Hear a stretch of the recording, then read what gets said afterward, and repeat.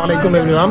আসলে এই যে বিষয়টা নিয়ে কথা সেটা হচ্ছে আইপিএল খেলা শুরু হয়েছে, মানে শুরু হবে সামনে। তো বাংলাদেশের কোনো প্লেয়ারই তারা কিনে নাই। এই জন্য অনেকে আফসোস। আসলে প্রতি বছরই আইপিএল এ দেখা যায় যে বাংলাদেশি প্লেয়ার খেলে, এবছর আসলে খেলতেছে না। এটা তো বুঝতেছেন কিসের জন্য। এটা একটা রাজনীতির চাল আছে, বা আমাদেরকে আসলে ইন্ডিয়ানরা দেখতে পাচ্ছে না, দেখতে পারতেছে না। কিছুদিন আগে বাংলাদেশ খেলতে গিয়েছিল, তখন তো দেখলেনি যে কি একটা মানে সমস্যা। হ্যাঁ, আবার তাদের তো দাদা বাবুদের তো হচ্ছে আপনার এই যে খালামণি যে আছে, সে আমাদের দেশের এখন সরকার নাই।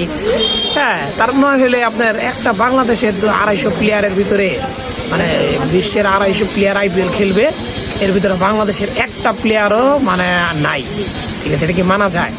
আমাদের আইপিএল খেলার দরকার নাই, ইন্ডিয়ান টাকার আমাদের দরকার নাই। ঠিক আছে ভাই।